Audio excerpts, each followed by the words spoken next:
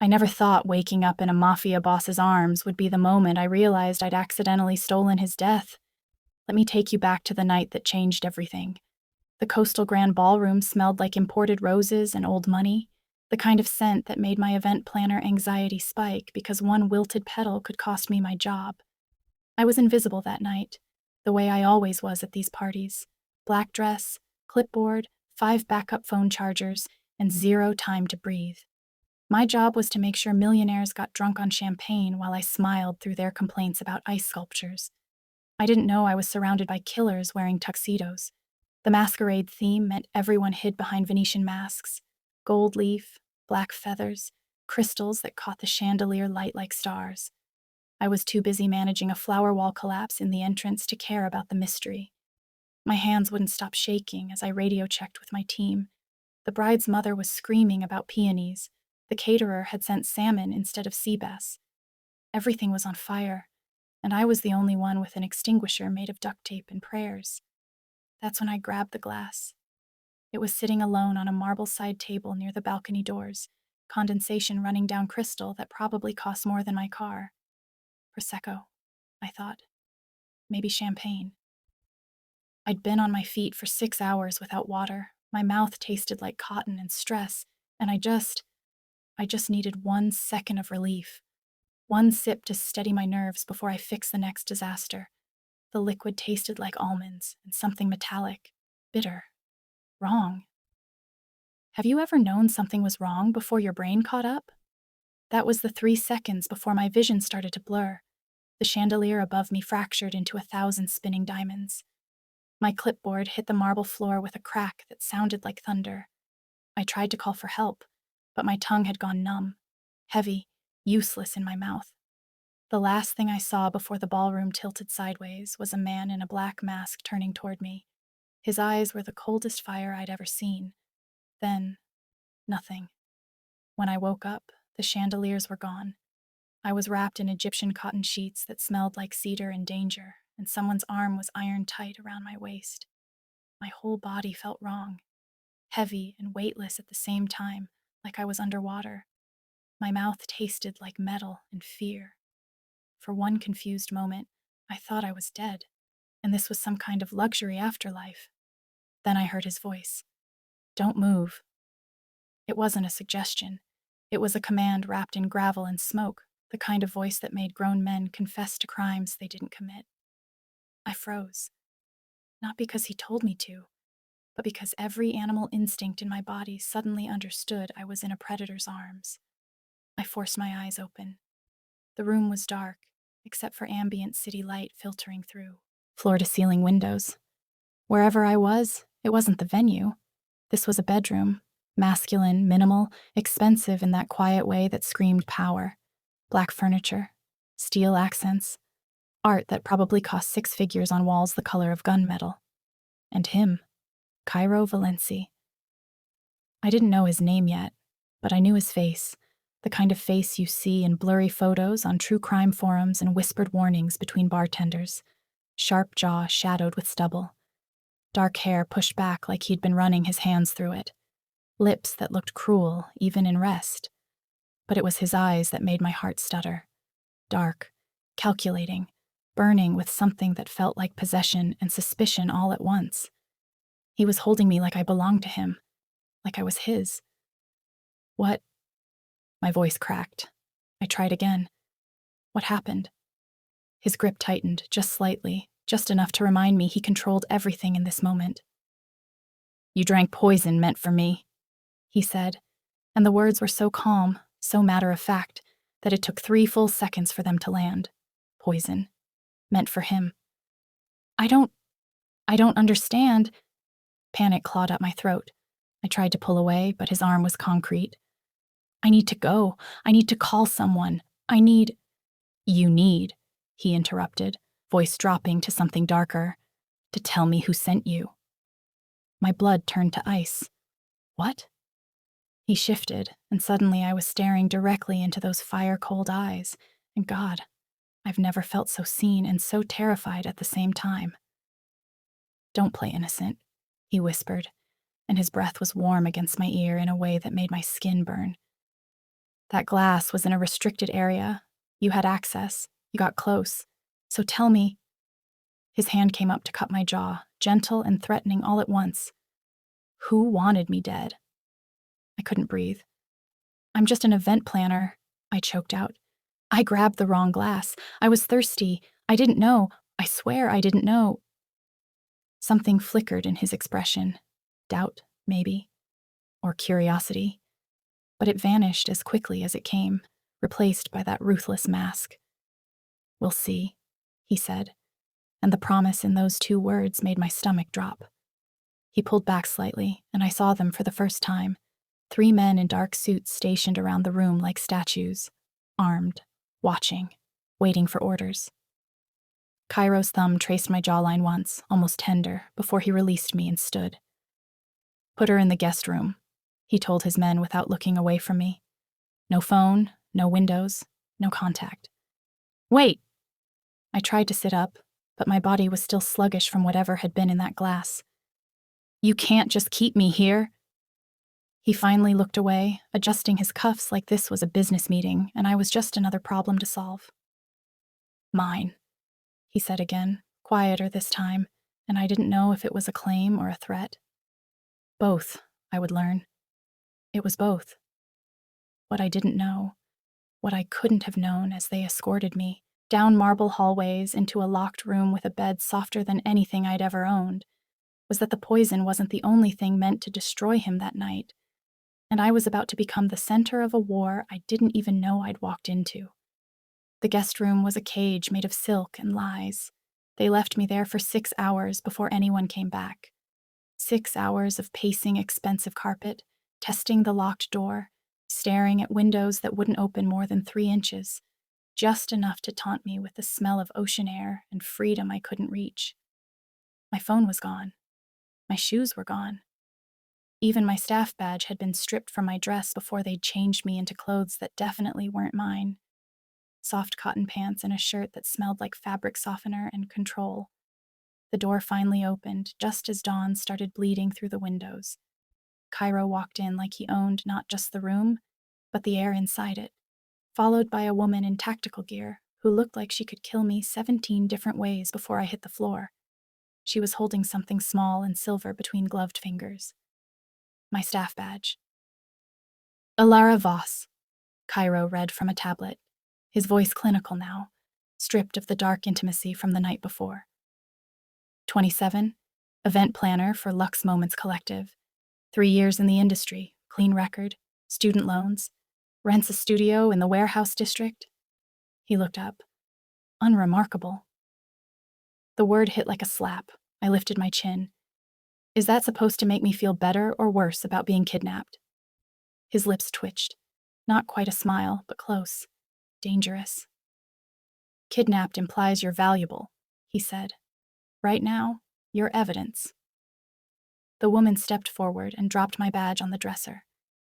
She had level 3 security clearance, she reported. Access to the entire venue, including private rooms, kitchen, and the balcony terrace where the glass was placed. My stomach dropped.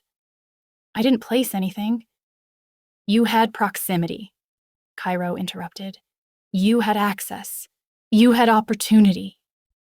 He stepped closer, and I hated that my body responded to it, pulse quickening, breath shallow, some stupid primal part of me that didn't understand danger when it wore a 3-piece suit. My enemies don't move without precision. They use people who can get close. People no one suspects. People like me, I whispered, and the realization made me nauseous. People exactly like you. I wanted to scream, to throw something, to demand lawyers and rights and all the things that didn't exist in whatever world I'd stumbled into. Instead, I forced myself to meet his eyes. I took the wrong glass, I said slowly, clearly, like I was talking to a child. I was fixing a flower wall disaster. The bride's mother was having a meltdown. I'd been running on adrenaline and coffee for 6 hours. I saw a drink. I took it. That's it. That's the whole story. Convenient, he murmured. It's the truth. The truth, the tactical woman said, is complicated. She pulled out her phone and swiped until a photo filled the screen. My dress from last night, the black one I'd chosen specifically because it was professional and forgettable, laid out on a metal examination table. The seam along the right side had been cut open. Inside the lining, barely visible, was something small and mechanical. A transmitter, I would later learn. The kind that broadcasts location data and audio to whoever's listening. I stopped breathing. Found sewn into the hem, the woman continued. Professional work, installed within the last 72 hours based on thread degradation. She looked at me with something like pity. You want to revise your story? I don't. My voice broke. The room was spinning again, but this time it wasn't poison, it was panic. I didn't put that there. I don't even know what that is. Someone else must have. Who has access to your wardrobe? Cairo demanded. No one. I live alone. I got that dress dry cleaned last week for the event, and it's been hanging in my closet ever since. I stopped, stared at him. Wait, last week. His eyes narrowed. What? My mind was racing, tripping over itself. I got it cleaned at that place on 5th, the one that does same-day service. I dropped it off Monday, picked it up Tuesday. My hands were shaking again. Anyone could have, if someone knew I was working the gala. Then someone's been watching you, he finished, and the way he said it made my skin crawl. Someone knew your schedule, your routine, your access. I sank onto the edge of the bed because my legs wouldn't hold me anymore. This doesn't make sense, I whispered. I'm nobody. I plan parties, I arrange flowers, I make sure drunk people don't fall into fountain displays. Why would anyone— Because you're perfect, Cairo said quietly, and when I looked up, his expression had shifted into something I couldn't read. You're clean, disposable, no criminal record, no obvious ties to any organization. You could get close to me without triggering any of my security protocols. He crouched down so we were eye level, and God, I hated how magnetic he was even when he was accusing me of attempted murder. You're exactly the kind of person my enemies would use. I didn't agree to be used, I said, and my voice finally broke. I didn't know. I swear I didn't know. For just a moment, one single heartbeat, I saw something human flicker across his face. Doubt, or maybe recognition. Like he understood what it felt like to be a pawn in someone else's game. Then it was gone. He stood and nodded to his associate. Run a full background. Family, friends, finances, parking tickets, everything. If she's telling the truth, someone close to her isn't. He started toward the door, then paused. And check for a brother. These operations always start with leverage. My blood turned to ice. How did you— He glanced back, and his smile was sharp enough to draw blood. I didn't, he said, but I do now. The door closed behind him with a final sounding click. I sat there in the growing morning light, wearing someone else's clothes in someone else's prison, with a transmitter I didn't plant, and a brother I hadn't spoken to in 3 years suddenly at the center of everything. Marcus. God. Marcus. My baby brother who'd gotten mixed up in gambling debts and bad crowds, who I'd bailed out twice before cutting him off because I couldn't save him and myself at the same time. Marcus, who knew where I worked, who knew my schedule, who'd called me 6 times last week, and I'd ignored everyone because I was tired of being his emergency contact. If I'd known that ignoring those calls would nearly cost both our lives, I would have answered on the first ring. But that's the thing about tragedy. You never see it coming until you're already drowning in it. Somewhere in the mansion, I heard voices, orders being given, plans being made. A kingdom of violence and secrets I'd stumbled into with nothing but borrowed clothes and a truth no one believed. As I lay back on sheets that smelled like expensive detergent and captivity, one thought kept circling. If they'd really wanted to kill Cairo Valenci, why use poison he might survive? Unless survival was always part of the plan. Little did I know, questioning that logic would save both our lives. But first, it would nearly destroy everything we'd both spent years building. They let me shower on day 2, which felt less like kindness and more like making sure their evidence stayed presentable. The bathroom attached to my cage was obscene, marble everywhere, a rainfall shower head that probably cost more than my entire apartment, and toiletries still in their luxury packaging. I stood underwater hot enough to burn and tried to scrub away the feeling of being watched, recorded, suspected. The transmitter haunted me. Who had touched my dress? Who had sewn betrayal into fabric while I was trusting dry cleaners and daydreaming about whether the gala would finally get me promoted? I was so stupid. When I emerged wrapped in a towel that felt like clouds, fresh clothes were laid out on the bed, jeans that fit perfectly, a soft sweater, even undergarments in the right size. That attention to detail should have been thoughtful. Instead, it felt like being studied under a microscope. They knew everything about me, and I knew nothing about them. I was pulling on the jeans when I heard it, voices drifting through the door that wasn't quite soundproof enough. Male voices, tense. I moved closer to the wood, holding my breath, and caught fragments of conversation that made my heart stop. Rival syndicate confirmed. Known for using clean outsiders as disposable. No direct contact makes them impossible to trace back. Disposable. The word echoed in my skull like a death sentence. I pressed my ear harder, against the door, pulse thundering.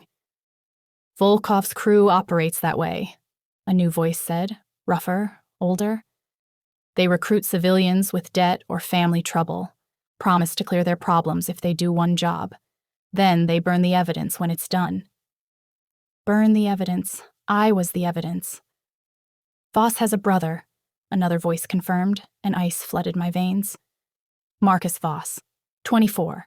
2 assault charges dropped, gambling debts totaling $43,000 across 3 underground venues. Last known sighting was... The voices moved away, fading down the hallway, but I'd heard enough. Marcus, my baby brother with the reckless smile and worse judgment. The kid who used to steal my Halloween candy and tell me elaborate lies about where it went. The teenager who'd cried in my arms when our parents died and promised he'd stay out of trouble. The man who'd called me 6 times last week, and I'd sent everyone to voicemail because I was tired of cleaning up his messes. What had he done? What had he agreed to? I was still standing there, forehead pressed against the door, when it suddenly swung open. I stumbled back, nearly losing my towel, and came face to face with Cairo. He didn't look surprised to find me eavesdropping. If anything, he looked like he'd expected it. Your brother, he said without preamble, is in deep with Volkov's syndicate, debt enforcement, the kind where you either pay with money or blood. He stepped into the room, and I backed up instinctively. 3 weeks ago, his name appeared on a list of potential recruits for a job. 1 week ago, he visited your apartment building. That doesn't mean... Security footage, Cairo interrupted, pulling out his phone and swiping until grainy video filled the screen. Does this look familiar? It was my building's entrance. Date stamp, 6 days ago. And there, clear as day, was Marcus. Thinner than I remembered, wearing a jacket I didn't recognize, glancing over his shoulder like he expected someone to follow him. He disappeared into the building. He was there for 47 minutes, Cairo continued, left with nothing visible, but your dress went to the cleaners the next day. My knees went weak. I sat down hard on the bed. He wouldn't, I whispered, but even I didn't believe it. Marcus, who'd stolen from me before. Marcus, who'd lied about rehab and jobs and promises he never kept. Marcus, who loved me, but loved survival more. Wouldn't he? Cairo crouched in front of me again, and I was starting to hate how he did that, made himself smaller, less threatening, like he actually cared about the answer. 43,000 in debt. Volkov's enforcers don't negotiate. They don't give extensions. They give ultimatums. His voice softened, just barely. Do one job, and everything disappears. Your debt, your fear, your guilt. What kind of job? I forced myself to ask, even though I already knew. Get close to someone Volkov wants dead. Plant the transmitter. Walk away. Let the poison do the rest. Cairo's eyes searched mine. Your brother gets you the access through your dress. You get me the poison through proximity. Neither of you knows enough to expose the real operation. And when it's done? My voice was barely audible.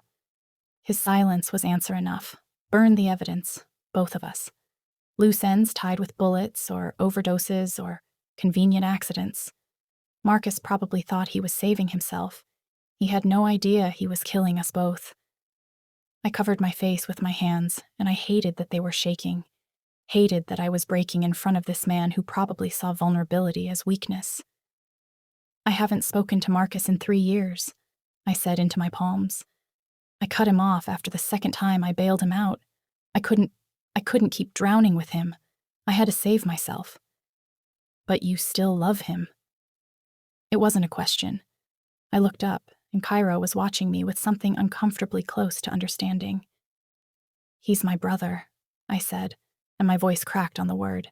He's all I have left. Cairo stood, running a hand through his hair in the first gesture of frustration I'd seen from him. For a moment, he looked less like a mafia boss and more like a man carrying too much weight. Family makes us stupid, he muttered. Makes us trust when we shouldn't. Makes us forgive what should be unforgivable. There was a story there, something personal and raw, but before I could ask, his phone buzzed. He glanced at the screen, and his entire posture changed, went rigid. What?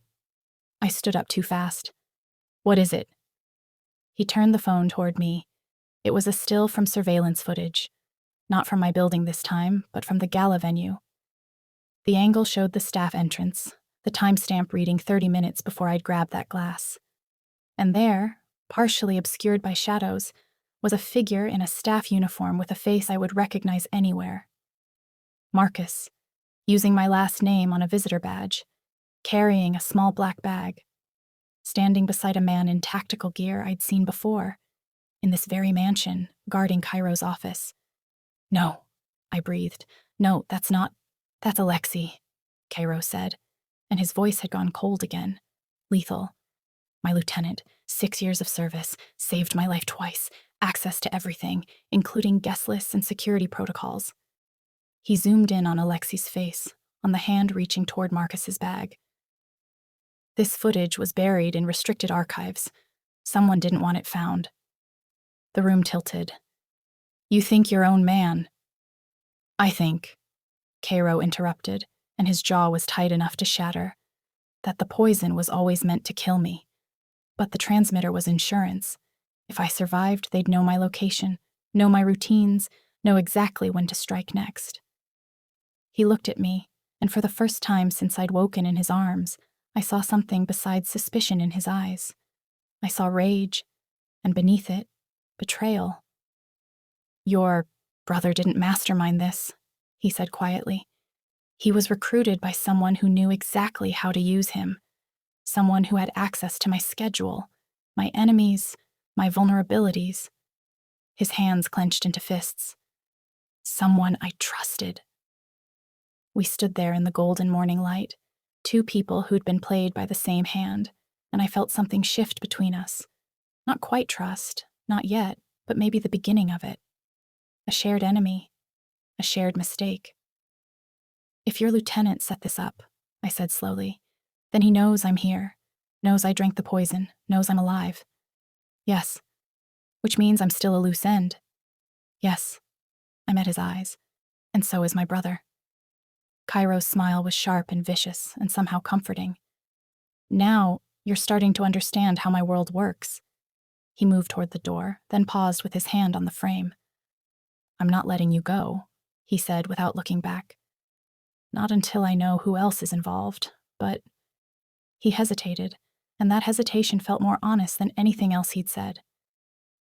I'm starting to believe you didn't know, that you're a victim here too. Starting to believe, I repeated, not convinced. In my world, Elara, belief gets you killed, proof keeps you alive. He finally glanced over his shoulder. Help me find proof, and maybe we both survive this. And if I can't? His expression softened, just barely, just enough. Then I'll make sure your last days are more comfortable than your brother's will be. The door closed. I stood there, wearing clothes bought by my captor, holding evidence that my brother had betrayed me, in a mansion belonging to a man who still wasn't sure if I deserved to live. But for the first time since waking up in his arms, I had something I didn't have before: purpose. I was going to find out who'd turned my life into a weapon. I was going to save Marcus from his own stupidity, and I was going to prove to Cairo Valenci that I was more than just disposable evidence, even if it killed me. Which, let's be honest, it probably would. If you're enjoying the story, don't forget to subscribe to join our family. You wouldn't want to miss the next amazing story. Have you ever loved someone you knew you shouldn't? That became my everyday. But I'm getting ahead of myself again. They moved me to a different room on day 3. Still locked, still monitored, but with windows that actually opened and a view of the ocean that made my chest ache with how beautiful prison could be. A guard brought meals 3 times a day. Food that tasted like it came from restaurants I couldn't afford, served on plates that cost more than my monthly rent. No one spoke to me except to confirm I was eating, breathing, still useful. I became a ghost in a house full of ghosts. Except for him. Cairo started appearing at odd hours: 2 a.m. with files he wanted me to review, dawn with coffee and questions about vendor schedules, dusk with Chinese takeout and what felt dangerously close to conversation. At first, I thought it was interrogation, another tactic. But then I started noticing things that didn't fit the ruthless mafia boss image. The way he always brought 2 coffees, even though he barely touched his own. The careful distance he maintained, like he was afraid of crowding me. The night I woke from a nightmare about drowning in poison, and he was sitting in the chair by the window just watching, making sure I was okay. When I asked why, he said, "Someone has to." Like it was that simple. Like I mattered. "Tell me about the betrayal," I said one night when he'd brought pasta carbonara and what I was starting to recognize as his version of peace offering.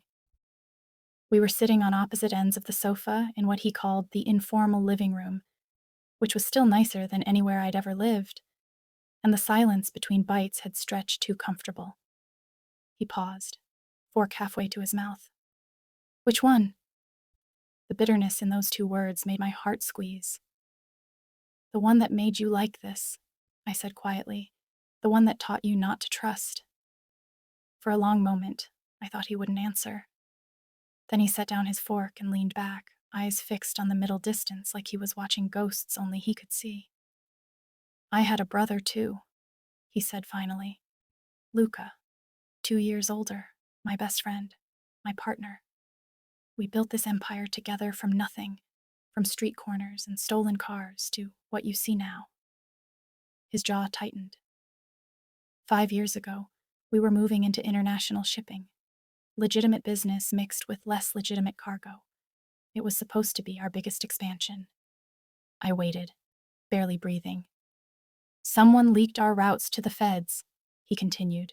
"Someone with access to everything. Shipping manifests, safe houses, payment schedules. We lost 40 million in product.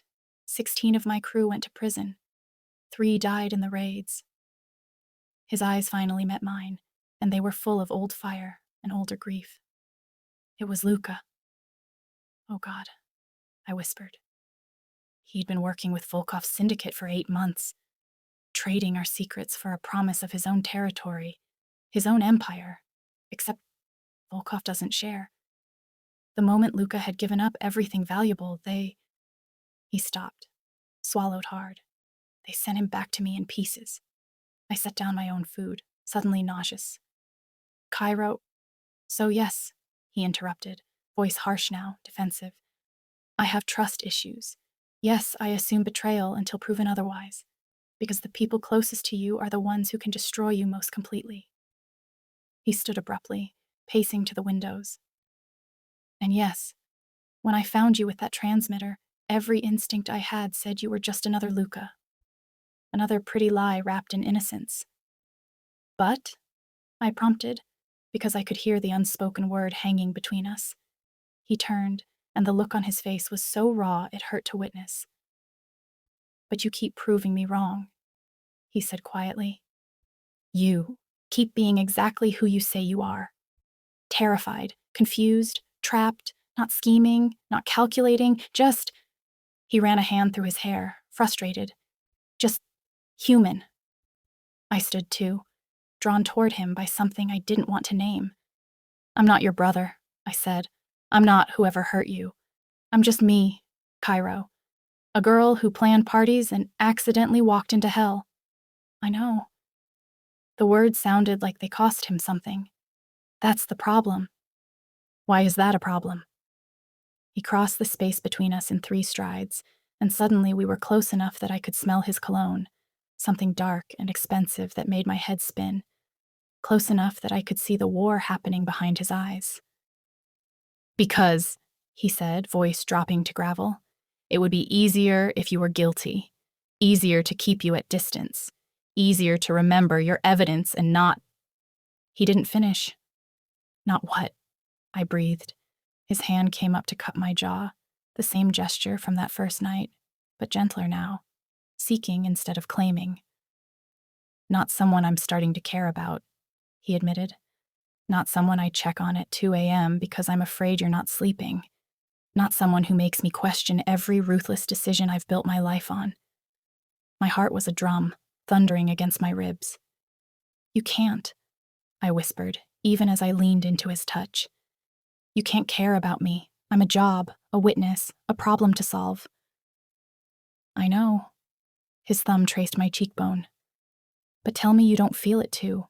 Tell me you don't notice when I come into the room. Tell me you don't listen for my voice in the hallways. Tell me. I can't, I interrupted, and the confession felt like jumping off a cliff. I can't tell you that because it would be a lie. The air between us ignited. He kissed me like he was drowning, and I was oxygen, desperate, fierce, a little bit angry. I kissed him back like I was making the worst decision of my life and didn't care. His hands tangled in my hair, mine fisted in his shirt. We were a collision of bad timing and worse circumstances, and God, I've never felt more alive than in that moment of complete insanity. When we finally broke apart, both breathing hard, he rested his forehead against mine. This is stupid, he muttered. Monumentally, I agreed. You're still technically a suspect. You're still technically my kidnapper. My enemies would use you against me. Your lieutenant already tried to kill us both. He laughed. Actually laughed. And the sound was so unexpected, so genuine, that I felt something crack open in my chest. We're a disaster, he said. The absolute worst, I confirmed. But neither of us moved away. We stood there in the golden lamplight, 2 people who shouldn't fit but somehow did, and for the first time since waking up in his arms, I didn't feel like a prisoner. I felt like someone worth protecting. I'm going to keep you safe, Cairo said finally, pulling back just enough to look into my eyes. From Alexei, from Volkov, from whoever else is involved in this, you have my word. Your word, I repeated. The word of a mafia boss who murders people for a living. The word of a man who doesn't give it lightly. His expression hardened with determination. No one touches you, not while I'm alive to prevent it. I should have been terrified by the possessiveness in that statement. Instead, I felt safe, seen, like I mattered beyond my usefulness as evidence or bait. And my brother? I asked, because Marcus was still out there, still tangled in this mess. What happens to him? Cairo's jaw tightened, but he didn't look away. If he cooperates, if he gives us everything he knows about Volkov's operation and Alexei's involvement, I'll clear his debts, get him out of the city, new identity, clean slate. He paused. But if he runs, or if he's more involved than you think. He's not, I said firmly, even though doubt gnawed at me. He's stupid and desperate and makes terrible choices, but he's not a killer. Then we'll prove it. He stepped back, and I immediately missed his warmth. Together. Together, I echoed, and the word felt like a promise. Like maybe I wasn't alone anymore. That night, after Cairo left with a lingering look that made my stomach flutter, I lay in bed staring at the ceiling and tried to make sense of what was happening. 4 days ago, I was an event planner worried about flower arrangements. Now I was falling for a man who'd threatened to kill me, in a house where every shadow might hide a traitor, fighting to save a brother who might not deserve saving. My life had become a romance novel written by someone who hated happy endings. But here's what I was starting to understand about Cairo's world. Nothing was simple. Good and bad weren't neat categories. People were complicated, messy, capable of both profound love and terrible violence. Cairo protected his crew with the same ferocity he used to destroy his enemies. He mourned his brother while hunting the people who'd killed him. He held me like I was precious while planning strategies that would end in blood. And somehow, impossibly, I was starting to see past the monster everyone whispered about to the man underneath. The man who brought me coffee at dawn, who asked about my childhood and actually listened, who looked at me like I was more than evidence, like I was his. What I didn't know, what I couldn't see coming as I finally drifted to sleep, was that everything was about to explode. That the footage Cairo had been analyzing would reveal a truth so devastating it would shatter what little trust we'd built. That tomorrow morning, I'd wake up to shouting and guns and the realization that we'd been wrong about everything. That the real traitor wasn't just Alexei, and that my brother's involvement went so much deeper than either of us had feared. But tonight I let myself have one moment of hope. One moment of believing that maybe, just maybe, we could survive this together. Sometimes hope is all you have before the world burns down. The shouting woke me at dawn. Not the organized, controlled kind of voices I'd gotten used to in Cairo's world. This was chaos. Raw. Angry. The sound of something breaking apart in real time. I shot upright in bed, heart already racing, and heard footsteps thundering past my door. Orders barked in languages I didn't understand. Then cutting through everything else, Cairo's voice sharp as a blade. "Get her! Now!" The door slammed open before I could even stand. 2 guards I didn't recognize grabbed my arms, not rough, but urgent, and hauled me down the hallway. I was still in sleep clothes, an oversized t-shirt and shorts, bare feet slapping against cold marble as they half-dragged me toward Cairo's office. "What's happening?" I demanded, but they didn't answer. The office was war. Every screen on the wall was lit up with surveillance footage, frozen frames, data streams that meant nothing to me. Cairo stood in the center of it all like a storm given human form. Shirt untucked, hair disheveled like he'd been pulling at it, eyes burning with something that looked like rage and grief and vindication all at once. When he saw me, some of that fury softened. Just slightly. Just enough. "Show her," he said to someone I couldn't see. A man I recognized, Marcus's tech specialist who'd found the transmitter, stepped forward with a tablet.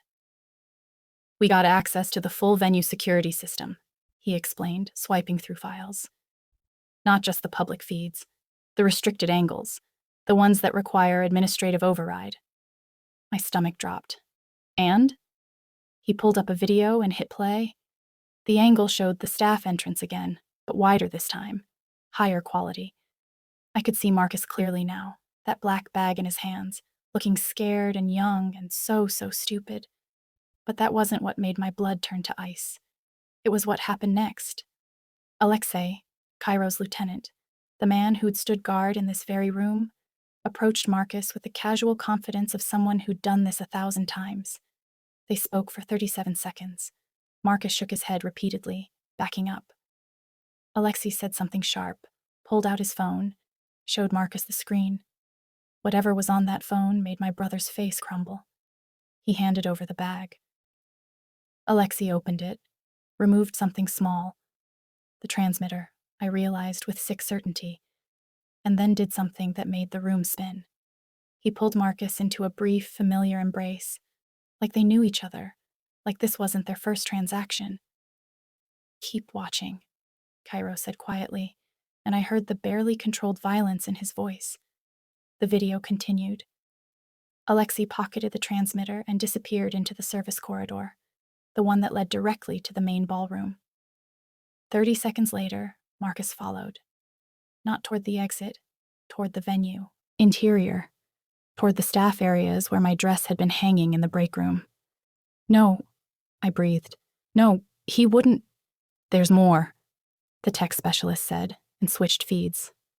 This angle showed the staff break room, empty for hours until… there. Marcus, sneaking in with the bag, glancing over his shoulder. He moved directly to where my dress was hanging, and with shaking hands that I could see even through the grainy footage, he pulled out what looked like a sewing kit. I watched my brother stitch betrayal into my clothes. I watched him check his work 3 times, meticulous and terrified. I watched him hang the dress back exactly as he'd found it and leave, wiping tears from his face. He knew, I whispered. He knew what he was doing. Yes. Cairo was suddenly beside me, close enough that I could feel his heat. But watch what happens next. The timestamp jumped forward 6 hours, to just before the party started. The break room door opened again, and this time it was Alexei. He went straight to my dress, examined the hem, and nodded to himself with satisfaction. Then he pulled out his phone and made a call. The audio was muffled, but the tech specialist had clearly enhanced it because suddenly I could hear Alexei's voice, tinny through speakers. The device is in place. The girl has no idea. When she puts on the dress, we'll have full audio and location tracking. A pause. Valenci won't see it coming. My legs gave out.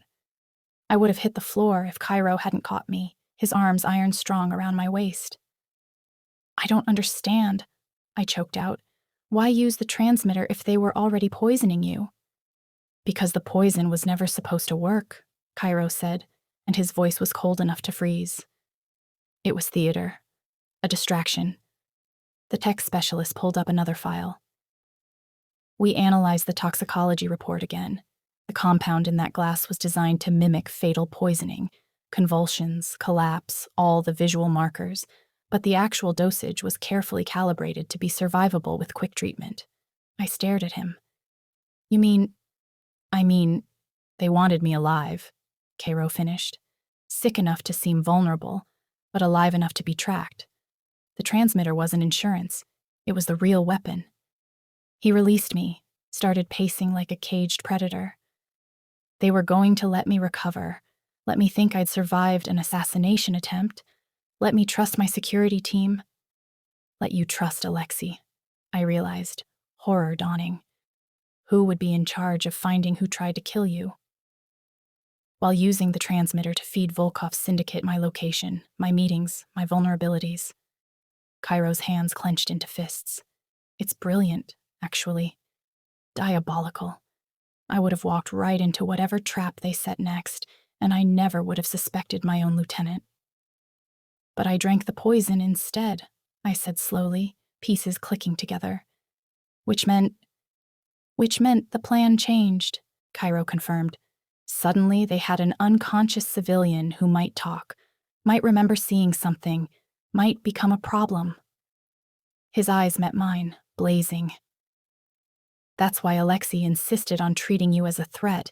He needed me to suspect you, maybe even eliminate you, before you could accidentally expose him. The room felt too small, too hot. I pressed my palms against my eyes, trying to process. And my brother? Silence. When I finally looked up, Cairo's expression was complicated, anger mixed with something that might have been pity. We cross-referenced Marcus's phone records with the timeline, he said carefully. He's been in contact with Alexei for 4 months. Small jobs at first. Information gathering mostly. Nothing violent, but the debts kept growing. Because Alexei was feeding him to Volkov's operation, I whispered, keeping him desperate, keeping him useful. Yes. So Marcus has been working for the man trying to kill you. For 4 months. My voice sounded hollow even to my own ears. He's not a victim. He's scared, Cairo interrupted, and the gentleness in his tone nearly broke me. The latest call log shows Alexei threatening your brother with photos. Photos of you, Alara, at your apartment, getting coffee, walking to work. He pulled out his phone and showed me images that made my stomach heave. Me, going about my normal life, completely unaware I was being hunted. Marcus didn't betray you for money. He did it to keep you alive. The tears came then, hot and furious and unstoppable. That idiot, I sobbed. That stupid, self-sacrificing idiot. He should have told me. We could have.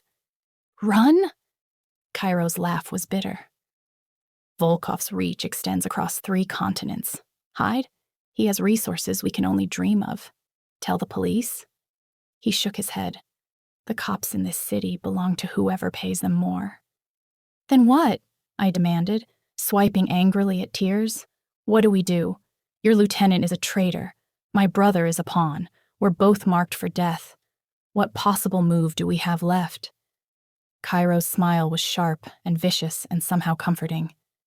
We use the one advantage they don't know we have.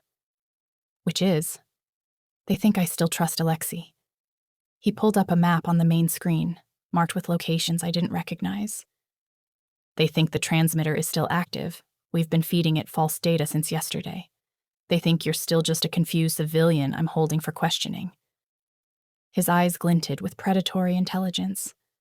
They have no idea we've seen this footage, no idea we know the real plan. I stepped closer to the screen, studying the marked locations. So we let them think they're still in control. Exactly. We feed them false information through the transmitter. Keep them confident. And then I looked at him, and something clicked into place. Something dangerous and possibly insane. We turn it around on them. Use me as bait. Absolutely not, Cairo said immediately, voice hard. I told you I'd keep you safe. You told me we'd solve this together, I interrupted. And the only way out is through, right? Isn't that what you people always say? I moved closer to him, holding his stare. They've been watching me for months. They've used me without my knowledge. They've terrorized my brother into betraying everything he loves. My voice dropped, steady and certain. I'm done being the victim in someone else's plan. I want to be the weapon that destroys it. For a long moment, Cairo just looked at me, really looked, like he was seeing me for the first time. Not as evidence, not as collateral damage, but as an equal, a partner, someone dangerous. You understand what you're volunteering for? He asked quietly. This isn't party planning. This is walking into a room full of people who want you dead and making them believe you're exactly what they think you are. A scared girl who knows too much? Yes. I thought about Marcus, stitching that transmitter while crying, about Alexei, manipulating us all like chess pieces, about Cairo, who'd learned to trust no one and was now trusting me with his life, about the girl I'd been 4 days ago, worried about flower arrangements and promotions. She was gone. Then let's give them scared, I said. Let's give them confused and vulnerable and completely unaware. Let's walk me right into whatever trap they've set. I smiled, and it felt sharp as glass. And when they're close enough, when they think they've won, we burn their entire operation to the ground, Cairo finished, and the approval in his voice made something warm bloom in my chest, despite everything. One condition, I said. We get Marcus out first. Whatever he's done, whatever he's agreed to, we save him. Cairo's jaw tightened. He was quiet for so long I thought he'd refuse. Then, if he cooperates fully, if he gives us everything on Alexei and Volkov's operation, if he agrees to testify when this is over. His hand came up to cup my face, thumb tracing my cheekbone. And if he understands that if he ever puts you in danger again, I will end him myself. Deal, I whispered. You're sure about this? His eyes searched mine. Once we start, there's no going back. You'll be in the center of a war. I leaned into his touch, drawing strength from it. I've been in the center since I grabbed that glass, I said. I just didn't know it yet. Now I do. I covered his hand with mine, and now I'm choosing to fight. Something shifted in his expression. Pride, maybe, or recognition. Like he'd been waiting to see if I'd break or bend or become something harder. I'd become steel. Then let's bring your brother home, Cairo said. And after that, I finished, we make them regret the day they decided I was disposable. What I didn't know, what neither of us could see coming as we started planning our counterstrike, was just how close we'd come to losing everything. How the next 72 hours would test every ounce of courage I'd just discovered. How standing in that ballroom one more time would either save us both or destroy us in the most permanent way possible. But in that moment, with Cairo's hand warm against my face and betrayal mapped out on screens behind us, I felt something I hadn't felt in days. Hope and rage. Turns out, they make a pretty good combination when you're planning to take down a mafia syndicate. They found Marcus in a motel on the edge of the city, holed up in a room that smelled like fear and bad decisions. Cairo's team moved like shadows, professional, efficient, 3 seconds from door breach to complete control. I wasn't there for the extraction. Cairo had made me stay at the mansion, surrounded by guards he personally vetted. But I heard the audio feed through the earpiece they'd given me, heard my brother's terrified voice when he realized who'd come for him. "Please don't kill me," Marcus begged. "Please, I'll tell you everything, just please." "Your sister says hello," was all Cairo said before the line went quiet. They brought him to me 2 hours later. Marcus looked like hell, thinner than the security footage showed, with dark circles under his eyes and hands that wouldn't stop shaking. When he saw me standing in Cairo's office, something broke across his face. Relief and shame and love all tangled together. "Alara, sit down," I said, and my voice was colder than I'd ever heard it. "Before I change my mind about saving your life." He sat, slumped really, in the chair across from me like all his strings had been cut. Behind him, Cairo stood with arms crossed, watching everything with those calculating eyes that missed nothing. "Talk," I commanded. "Everything. From the beginning." And he did. It spilled out of Marcus in a broken confession, the gambling debts that spiraled out of control, the night Volkov's enforcers cornered him in an alley, the deal that seemed like salvation. "Just gather information," they said. "Just tell us about your sister's job. Just answer a few questions about her schedule, her access, her clients." "I didn't know," Marcus whispered, tears streaming down his face. "I swear, Alara, I didn't know what they were planning. I thought they just wanted information about the venue, about security protocols. I didn't know they were going to—" His voice broke. "When Alexei showed me those photos of you, said they'd hurt you if I didn't cooperate, I panicked. I couldn't let them touch you. I couldn't." "So you touched me instead," I said flatly. "You sewed a tracking device into my dress. You walked me into a plot to murder someone, and you didn't even warn me." "I tried." He looked up, desperate. "I called you 6 times that week. I was going to tell you everything, beg you to run, but you never answered. You'd cut me off, and I understood. I deserved it. But then it was too late, and the only way to keep you safe was to do exactly what they wanted." "They were never going to keep her safe," Cairo said quietly, and there was something almost gentle in how he delivered that truth. "The moment the job was done, you both became loose ends. Witnesses to eliminate." Marcus nodded miserably. "I know that now. Alexei told me, after the gala, after everything went wrong, he told me to disappear. Said I had 48 hours before Volkov's crew cleaned up all the evidence." He looked at me with red-rimmed eyes. "I was going to run. I had a bus ticket, but I couldn't leave without knowing if you were alive." Despite everything, despite the betrayal and the fear and the fury, something in my chest cracked. "You idiot," I breathed. "You self-sacrificing, short-sighted idiot." "I know." His laugh was broken. "I'm sorry. God, Alara, I'm so sorry." I wanted to stay angry, wanted to hold on to the rage that had sustained me through the past days. But looking at my baby brother, who'd lost our parents too young and made every wrong choice since, I just felt tired and sad. And like maybe, if we survived this, we could find our way back to being family. You're going to fix this, I said finally. You're going to tell Cairo everything about Alexi's operation.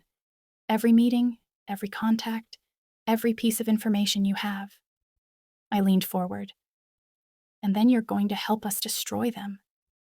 Marcus's eyes widened. Help you? Are you insane? These people are killers. They have connections everywhere. If they find out I betrayed them. They already know you're a liability, Cairo interrupted. The question is whether you die running or whether you survive by fighting. He moved to stand beside me, a united front.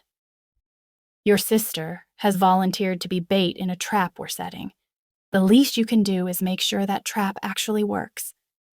Bait? Marcus looked at me with horror. Alara, no, you can't. I'm doing it, I said firmly. With or without your help. But I prefer with, because you know Alexi's patterns. You know how he operates. You know what they're expecting. I reached across and grabbed his shaking hands. Help me end this, Marcus. Help me make sure no one else's sister gets used like I did. For a long moment, he just stared at our joined hands. Then, what do you need me to do? Relief flooded through me.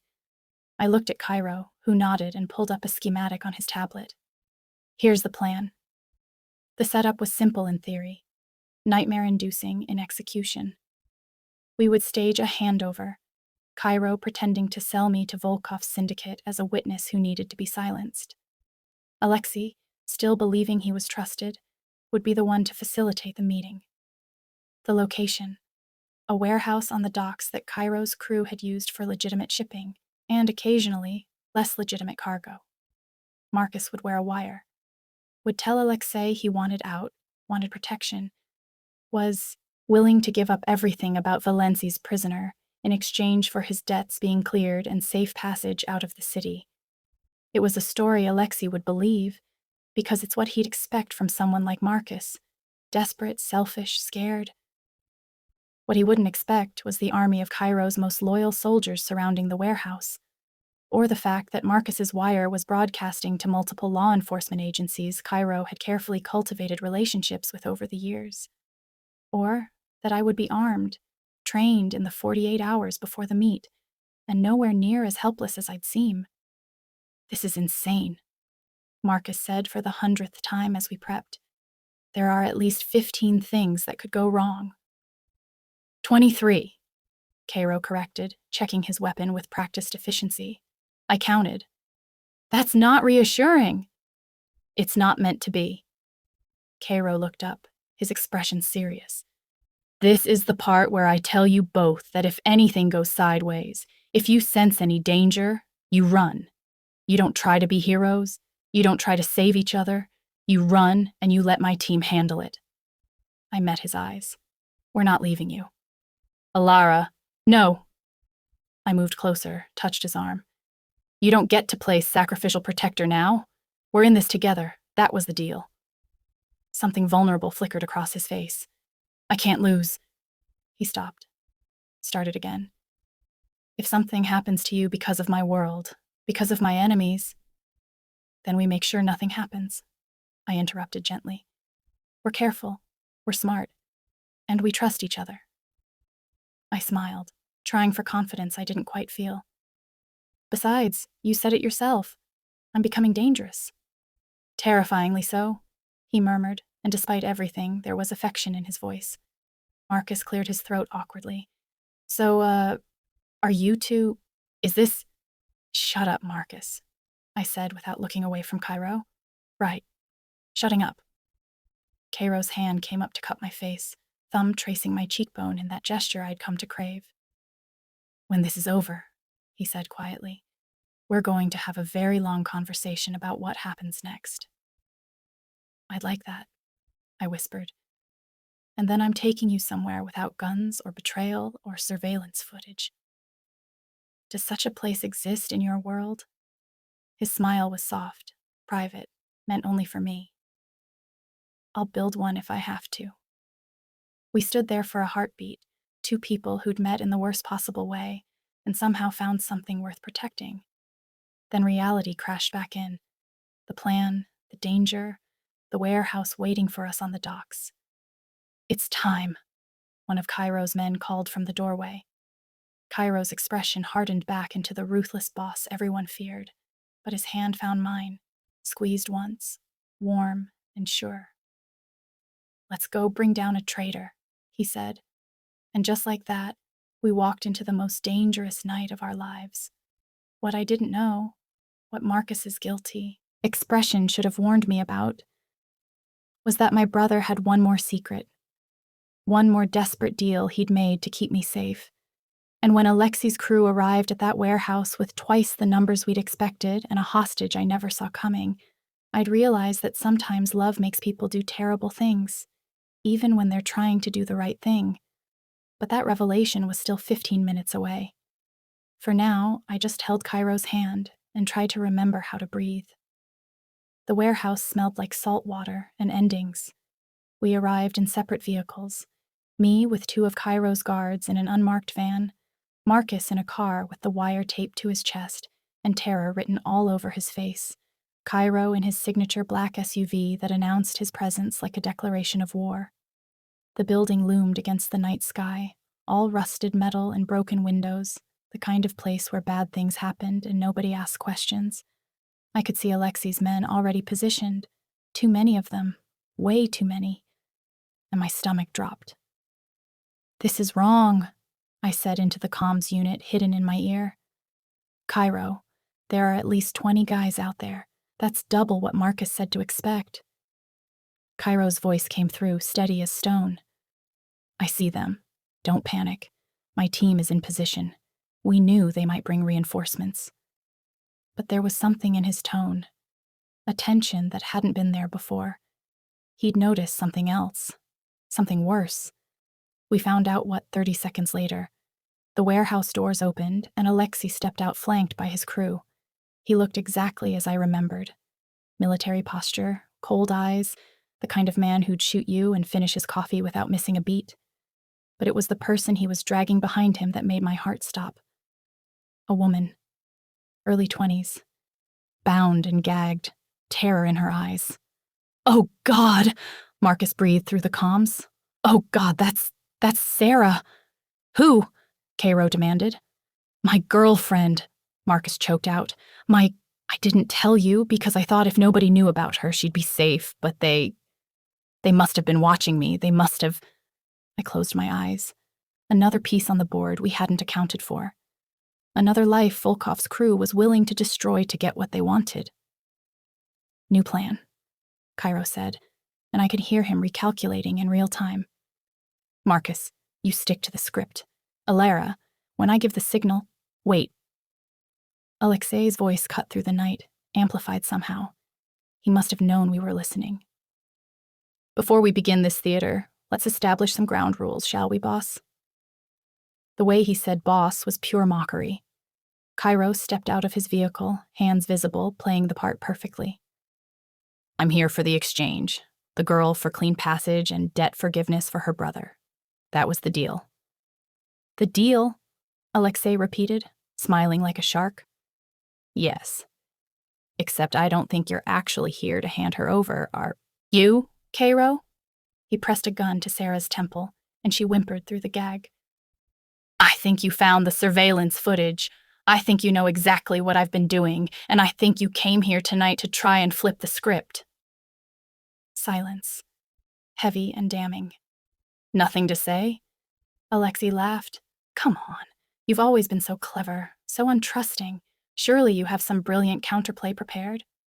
I watched Cairo's jaw tighten, watched him weigh options with Sarah's life literally in the balance.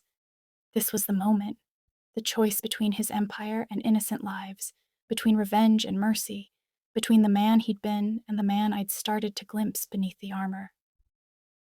"You're right," Cairo said finally, and his voice carried across the space between them. "I did find the footage. I do know about Volkov, about your betrayal, about everything." Alexei's smile widened. "Then you know you've already lost." "Have I?" Cairo took a step forward, hands still visible. "Because from where I'm standing, you're the one who's trapped. My men have surrounded this building. The warehouse district is locked down.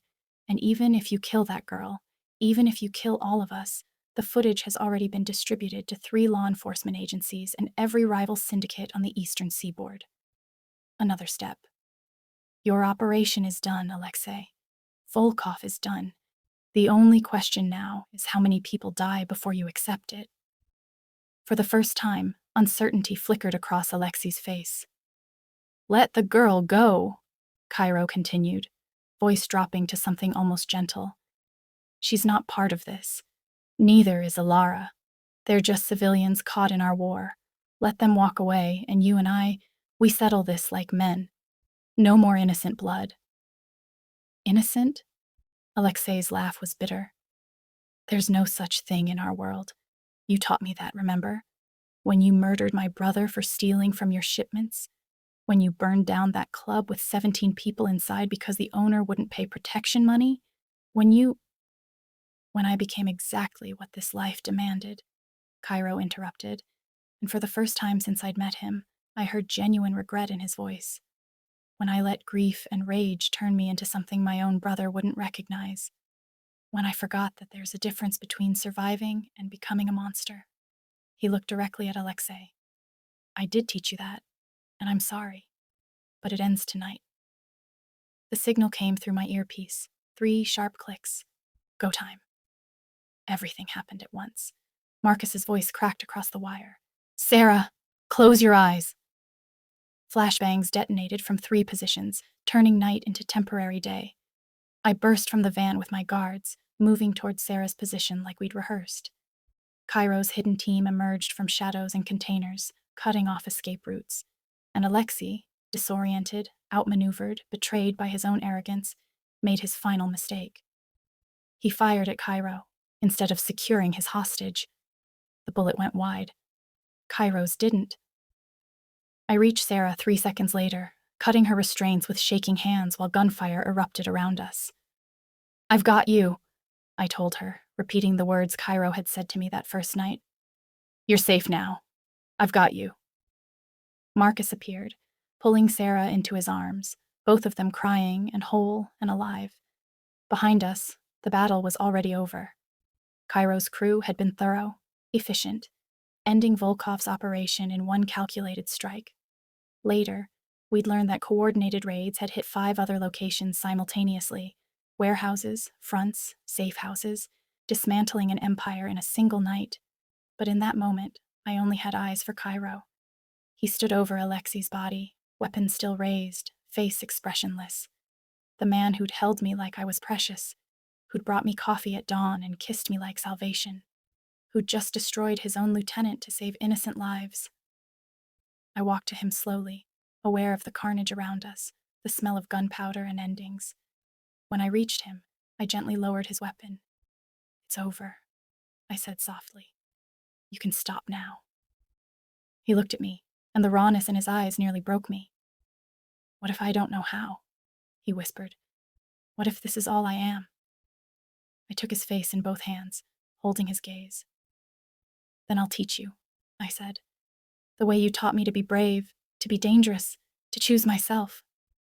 I pressed my forehead to his. We'll figure it out together. His arms came around me, crushing me to his chest, and I felt him shaking. I don't deserve you. Probably not, I agreed, but you're stuck with me anyway. He laughed, actually laughed, even surrounded by destruction. Best mistake I ever made. 3 months later, I stood in a different ballroom, same venue, same chandeliers, but everything else had changed. This time, I wore a dress I'd chosen myself, deep emerald silk that Cairo said matched my eyes, no hidden transmitters, no borrowed clothes. This time, Marcus was there with Sarah, both of them clean, rebuilding their lives in a new city under new names. This time, I wasn't invisible.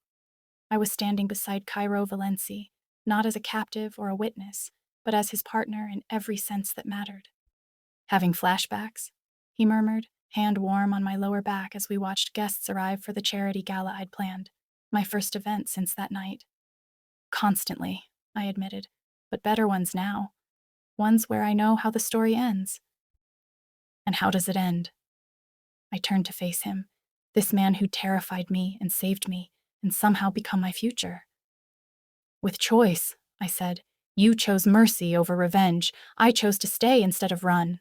Marcus chose honesty. And now, I gestured to the ballroom, to the legitimate business we were building together, to the life we were creating that didn't require shadows and violence. Now we choose every day to be better than our worst moments. Cairo's smile was soft, private, meant only for me.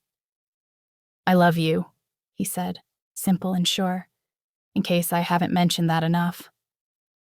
You could stand to mention it more, I teased, but my heart was thundering.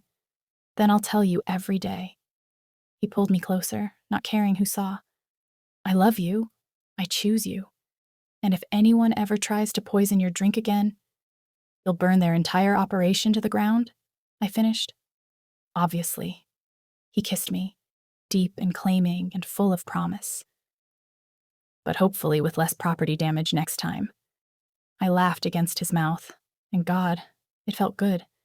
To laugh in this space where I'd nearly died, to dance where I'd collapsed, to reclaim my story and write a new ending.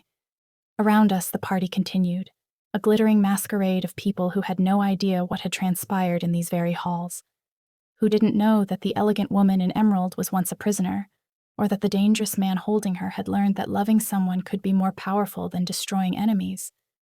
We were keeping that part to ourselves. But as the night wore on and glasses were raised and no one collapsed, I caught Cairo watching me with an expression that made my chest ache with feeling. What? I asked. Just thinking, he said, pulling me onto the dance floor, about how you drank from the wrong glass and accidentally stole my death. He spun me, graceful and sure. Best thing that ever happened to me. Even though it nearly killed us both. Especially because of that. His eyes glinted with dark humor and deeper love. Anything worth having is worth fighting for. And you, Alara Voss. He dipped me, dramatic and ridiculous and perfect, are worth fighting armies for. I pulled him down into a kiss that tasted like champagne and second chances. And somewhere in the shadows, I'd like to think the universe was satisfied. The glass that wasn't mine had led me here, to a man who'd learned that love was stronger than fear, to a brother who'd learned that honesty was better than desperation, to a version of myself I'd never have discovered without accidentally drinking poison. Some stories start with love at first sight. Ours started with death by mistake, but it ended with a choice to live, together, honestly, dangerously in love. And that, I think, makes all the difference. So here's my question for you. If someone you loved made a terrible choice trying to protect you, like Marcus did, would you forgive them?